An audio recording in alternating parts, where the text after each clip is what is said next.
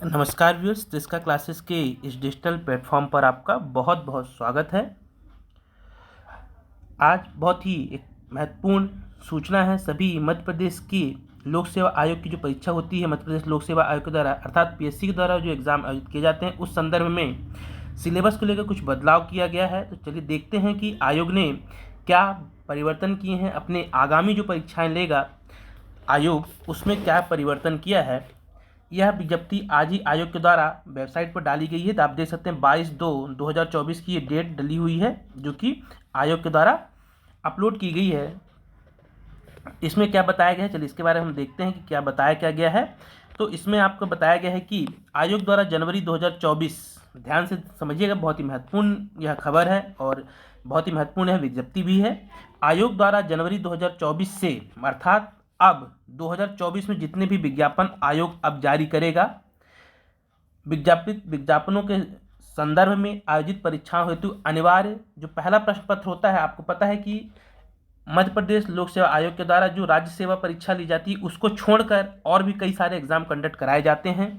तो उसी संदर्भ में एक सूचना बताई गई है आयोग के द्वारा कि परीक्षाओं में आयोजित की जाने परीक्षाओं में अनिवार्य विषय जो खंड आ होता है उसके पाठ्यक्रम के संबंध बताया गया। जैसे कि आपको पता है कि इसमें एक खंड जो होता है वो एमपी संदर्भ में रहता है और दूसरा जो खंड आता है पेपर का वह आपके सब्जेक्ट से रिलेटेड रहता है।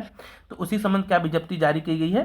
तो इसमें बताया गया है कि आयोग द्वारा आयोजित विभिन्न परीक्षाओं, इसमें साफ साफ बता दिया है कि राज्य सेवा परीक्षा को छोड़कर राज्य सेवा परीक्षा का जो सिलेबस था उसने ऑलरेडी बदल दिया है। तो इस परीक्षा को छोड़कर परीक्षाओं में अनिवार्य प्रश्न पत्र जो पहला प्रश्न पत्र होता है सामान्य अध्ययन का पाठ्यक्रम आयोग की वेबसाइट पर प्रकाशित किया जा रहा है। यह पाठ्यक्रम जनवरी 2024 से, याद रखिएगा, अब जनवरी 2024 से जितने भी विज्ञापन आयोग के द्वारा जारी किए जाएंगे उन सब में यह लागू होगा सिलेबस।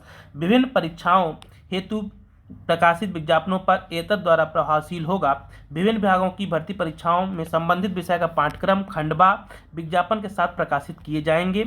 अभ्यर्थी यह पाठ्यक्रम आयोग से डाउनलोड कर सकते हैं। चलिए देखते हैं क्या परिवर्तन किया है। अभी तक क्या हो रहा था कि इसमें 5 यूनिट एमपी की आती थी, अब इसमें बहुत ज़्यादा परिवर्तन किया है आयोग के द्वारा, बहुत सारी चीज़ें नई ऐड की गई हैं।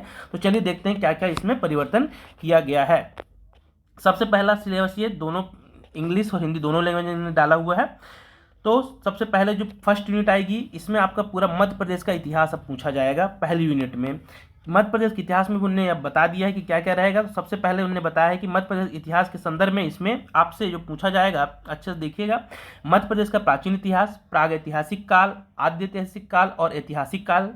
फिर मध्य प्रदेश का मध्यकालीन इतिहास पूछा जाएगा, मध्य प्रदेश का आधुनिक इतिहास पूछा जाएगा, मध्य प्रदेश में स्वतंत्रता आंदोलन के संदर्भ में क्वेश्चन पूछे जा सकेंगे यूनिट में, और मध्य प्रदेश का जनजातीय इतिहास एवं जनजातीय साहित्य के बारे में आपसे क्वेश्चन किए जाएंगे। लगभग चीज़ें पूछी जाती थी, पर इतना डिस्क्राइब पहले के सिलेबस में नहीं किया जाता। सीधे मध्य प्रदेश के इतिहास इसमें राजवंश ऐसा क्रम में दिया जाता था पिछले जो सिलेबस थे। इसमें अब उन्होंने स्पेसिफिक कर दिया कि मध्य प्रदेश के इतिहास में हम आपसे क्या क्या पूछेंगे। तो मध्य प्रदेश इतिहास में जो एंशियंट हम पढ़ते हैं, मतलब प्राचीन इतिहास रहता है, प्रागैतिहासिक काल, आद्य ऐतिहासिक और ऐतिहासिक काल। फिर मध्यकालीन इतिहास पूछा जाएगा, फिर आधुनिक पूछा जाएगा, फिर स्वतंत्रता आंदोलन मध्य प्रदेश का कैसा रहा है, क्या योगदान रहा है, फिर मध्य प्रदेश का जनजातीय इतिहास एवं जनजातीय साहित्य के बारे में पूछा जाएगा। पहली यूनिट का ये आपको सिलेबस बताया गया है बहुत ही स्पेसिफिक तौर पर, और इसी चीज़ को इनने इंग्लिश में भी उसी चीज़ को इनने ये बताया हुआ। चलिए अब देखते हैं सेकंड यूनिट में क्या परिवर्तन किए गए हैं। सेकंड यूनिट पूरा पूरा मध्य प्रदेश जो ज्योग्राफी रहेगी, मध्य प्रदेश का जो भूगोल रहेगा उसके संदर्भ में आपसे क्वेश्चन पूछे जाएंगे। तो उसमें क्या क्या पूछा जाएगा, तो देखिए सबसे पहले उन्होंने बोला है कि राज्य की भौगोलिक स्थिति तथा विस्तार, प्रमुख नदियां एवं पर्वत पूछे जाएंगे। ये पहले भी पूछा जाता था, अब स्पेसिफिक किया हमने कि राज्य की भौगोलिक स्थिति आपको पढ़ना पड़ेगा, उसका विस्तार, प्रमुख नदियां और पर्वत आएंगे। फिर सेकंड में उन्होंने जलवायु क्लाइमेट के बारे में बताया है कि जलवायु उसमें क्या क्या मौसम, मिट्टियां, तापमान, वर्षा, वनों के प्रकार और वनों उत्पाद कह लें या वनों उपज या उसके जो उत्पाद प्राप्त होते हैं उसके बारे में आपसे पूछा जाएगा। थर्ड चीज़ क्या पूछेगी सेकंड यूनिट में, कृषि। कृषि में आपसे प्रमुख फसलें, सिंचाई के स्रोत एवं सिंचाई की परियोजनाएं पूछी जाएंगी। फिर इसी में फोर्थ पॉइंट क्या है इसका, ताप विद्युत परियोजनाएं, गैर पारंपरिक ऊर्जा स्रोत एवं प्रमुख खनिज के बारे में पूछा जाएगा। और सेकंड यूनिट में फिफ्थ पॉइंट जो है आपसे पूछा जाएगा, इसमें आप क्वेश्चन जनसंख्या का आकार, मतलब जनसंख्या के संदर्भ में आकार, वृद्धि और साक्षरता, यातायात मतलब परिवहन आप जोड़ दिया गया, पहले ये टॉपिक नहीं था परिवहन का, खाद्य प्रसंस्करण, ये टॉपिक पहले नहीं था, ये इस बार अब ऐड कर दिया गया। तो ये सेकंड यूनिट आपसे क्वेश्चन पूछे जाएंगे। ज्योग्राफी ऑफ मध्य प्रदेश रहेगा पूरा आपका सेकंड यूनिट में। ये उन परीक्षाओं के लिए रहेगा, राज्य सेवा परीक्षा जो होती है उसको छोड़कर विशेष रूप से आप ध्यान रखिए, कंफ्यूज नहीं होना है। राज्य सेवा परीक्षा का ऑलरेडी इन्हें सिलेबस चेंज कर दिया गया और 18 तारीख को इन्हें बता दिया था जनवरी में। अब इसके अलावा जो परीक्षाएं लेता है आयोग, जैसे ए की परीक्षा लेता है, असिस्टेंट इंजीनियर की लेता है, इसके अलावा आयोग जो परीक्षा लेता है आयुष चिकित्सा अधिकारी होगा, एडीपीओ हो गया, ये सब चीज़ें और भी बहुत से एग्जाम लेता है, उनके संदर्भ में बस सिलेबस है। चलिए देखते हैं थर्ड यूनिट के बारे में क्या है, बताया क्या ये बहुत ज़्यादा परिवर्तन किया थर्ड यूनिट में। अब इसमें सेपरेट दो चीज़ें कर दी हैं, मध्य प्रदेश की राजनीति एक पार्ट कर दिया गया है और मध्य प्रदेश की अर्थव्यवस्था है उसका दूसरा पार्ट में कर दिया गया। तो ये सबसे बड़ी यूनिट है कहना चाहिए पूरे सिलेबस में, तीसरी यूनिट रहेगी, ये सबसे बड़ी यूनिट मानी जा रही है। देखिए इसमें सबसे पहले जो भाग आ रहेगा, इसमें मध्य प्रदेश की राजनीति के बारे में पूछा जाएगा। तो इसमें क्या क्या बोला गया है, तो इसमें 5 पॉइंट इन्हें बताए हैं कि हम पूछेंगे आपसे कि राज्यपाल पढ़ना है आपको, मुख्यमंत्री पढ़ना है, उसका मंत्रिमंडल, विधानसभा, उच्च न्यायालय और लोकायुक्त फर्स्ट पॉइंट पर रहेगा थर्ड यूनिट के पार्ट ए में। सेकंड, राज्य सचिवालय, मुख्य सचिव, संभागायुक्त, पुलिस कमिश्नर के बारे में पढ़ना है, क्योंकि कमिश्नरी प्रणाली हमारे 2 शहरों में लागू है, भोपाल इंदौर में, तो उस संदर्भ में अभी ये बहुत ज़्यादा प्रचलित हो रही है, तो ये हमें जानना जरूरी, पुलिस कमिश्नर। थर्ड पॉइंट ने बताया हो कि जिला प्रशासन, नगरीय प्रशासन, स्थानीय शासन, पूरा पंचायती राज है एक तरह से टॉपिक। तो जिला प्रशासन, नगरीय प्रशासन मतलब इसमें आपका नगर निगम वगैरह हो गया, पंचायती राज हो गया, ग्राम पंचायत, सबकी चीज़ें, स्वशासन और पंचायती राज संस्थाओं के संदर्भ में पहले भी था ये टॉपिक। फिर फोर्थ पॉइंट बताया गया राज्य चुनाव आयोग पूछा, कुछ आयोग हैं इसमें कमीशंस दे दी गई आपको कि राज्य चुनाव आयोग पूछा जाएगा, राज्य सूचना आयोग, राज्य अनुसूचित जाति आयोग, राज्य अनुसूचित जनजाति आयोग, राज्य पिछड़ा वर्ग आयोग, राज्य महिला आयोग। तो पूरे कमीशंस हैं जो मध्य प्रदेश के, उनके संदर्भ में क्वेश्चन रहेंगे। और ये बहुत ज़्यादा परिवर्तन विशेष रूप से जोड़ा गया है, बहुत ही, ये पहले पुराने सिलेबस में पीएससी में पूछा जाता था, अभी यहाँ पे इन्हें अप्लाई कर दिया इसको कि अनुसूचित जाति एवं अनुसूचित जनजाति अत्याचार निरोधक अधिनियम पूछा जाएगा आपसे। आयोग ने यहाँ पे अधिनियम एक्ट पूछेंगे 1989 का जो एक्ट है। पंचायत अनुसूचित क्षेत्रों का जो पेशा अधिनियम लाया गया है 1996, जो कि हमारे यहाँ पिछले ही वर्ष लागू किया गया है, 21 में ही इसको 21 से 22 में इसको लागू किया गया था। अब उसके संदर्भ में आपसे क्वेश्चन पूछे जाएंगे, तो पेशा एक्ट 1996 का आपको पढ़ना पड़ेगा, दूसरा जो परिवर्तन है। और तीसरा पर्यावरण संरक्षण अधिनियम 1986, और उसके बाद एक इंपॉर्टेंट ये नया आपको पढ़ना है मध्य प्रदेश गौवंश व वध प्रतिषेध अधिनियम 2004। ये चीज़ें आपको पूछी जाएंगी आयोग के द्वारा। ये आपका थर्ड यूनिट का पार्ट ए में जो बदलाव किया गया उसके बारे में। फिर हम देखते हैं इसके अलावा पार्ट बा में जो इन्हें किया है, तो पार्ट बा में इन्हें पूरी इकोनॉमिक्स जो होती है मध्य प्रदेश की अर्थव्यवस्था के बारे में क्वेश्चन पूछा जाएगा। तो मध्य प्रदेश की अर्थव्यवस्था का अवलोकन पहला पॉइंट इन्हें बताया है, मध्य प्रदेश की अर्थव्यवस्था का अवलोकन, पूरा ओवरव्यू जो लेना है, पूरे कैसे है, पूरे हमारे मध्य प्रदेश की अर्थव्यवस्था कैसी है उसके बारे में। मध्य प्रदेश में कृषि एवं ग्रामीण विकास की स्थिति क्या रहेगी। फिर मध्य प्रदेश में औद्योगिक एवं आधारभूत ढांचे की संरचना का विकास, इंफ्रास्ट्रक्चर वगैरह जो है इसका मध्य प्रदेश में। फिर मध्य प्रदेश में शिक्षा, स्वास्थ्य एवं कौशल विकास की स्थिति क्या है।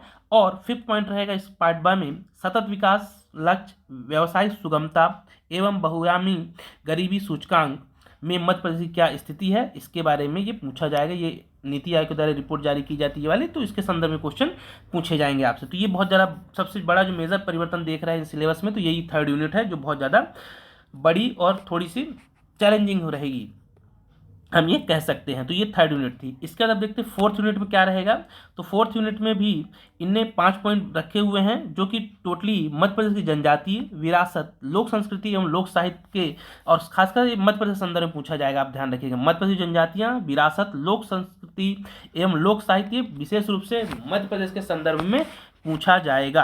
तो इसमें क्या क्या पूछा जाएगा, तो बोला गया है, आपसे बताया गया है इसमें कि मध्य प्रदेश में जनजातियों को भौगोलिक विस्तार, जनजातियों से संबंधित संवैधानिक प्रावधान, ये नए सिलेबस जो है पीएससी को, उसमें भी ये पॉइंट ऐड किया गया है।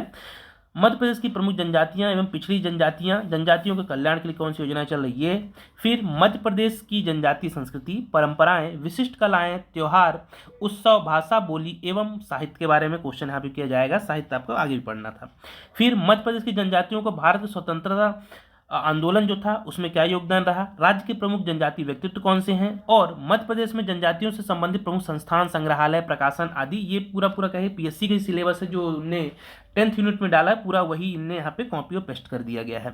फिर मध्य प्रदेश की लोक संस्कृति और लोक साहित्य के बारे में आपसे क्वेश्चन पूछा जाएगा, मतलब इसमें आपके मेले हो गए, लोक नृत्य हो गया, लोक नाच, लोक गायन, ये सब चीज़ें जो अपन पढ़ते थे पहले भी, वो चीज़ें यहाँ पे ऐड कर दी गई है। तो ये 4th यूनिट पूरा रहेगा, जनजातियों से संबंधित, ट्राइब्स से संबंधित पूरी यूनिट है ये।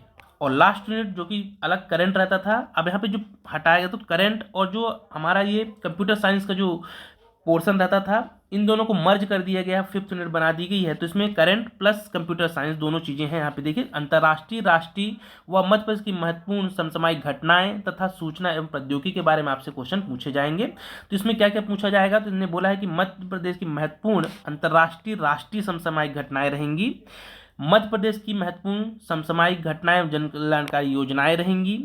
अब वहाँ पे जनजाति की अलग योजनाएं रहेंगी, और उसके अलावा जो और भी वर्ग जिनके लिए जो योजनाएं चलाई, जैसे लाडली लक्ष्मी योजना हो गई, लाडली बहना योजना हो गई, तो ये अन्य जन कल्याणकारी योजनाएं हैं। ट्राइब्स को छोड़कर, ट्राइब्स के लिए विशेष रूप से जो योजनाएं चलती है वो अलग आपको पढ़ना पड़ेगा, उसके अलावा जो योजनाएं रहती हैं उनको छोड़ के वो भी आपको पढ़ना पड़ेगा। फिर मध्य प्रदेश के चर्चित व्यक्तित्व, जनजातीय व्यक्तित्व को छोड़ के और कौन कौन से पर्सनालिटी हैं जो चर्चित है मध्य प्रदेश में, और महत्वपूर्ण स्थानों के बारे में आपको पढ़ना पड़ेगा। फिर कंप्यूटर, सूचना एवं संचार प्रौद्योगिकी, ई गवर्नेंस रहेगा। Artificial intelligence, machine learning, cloud computing, data science और इंटरनेट ऑफ थिंग्स का आधारभूत ज्ञान होना चाहिए। तो ये पूरा 5th यूनिट रहेगी, जो कि आपकी कंप्यूटर और करंट दोनों का मर्जिंग यूनिट बना दी गई 5th यूनिट। तो ये था नया सिलेबस का पूरा ओवरव्यू आपका।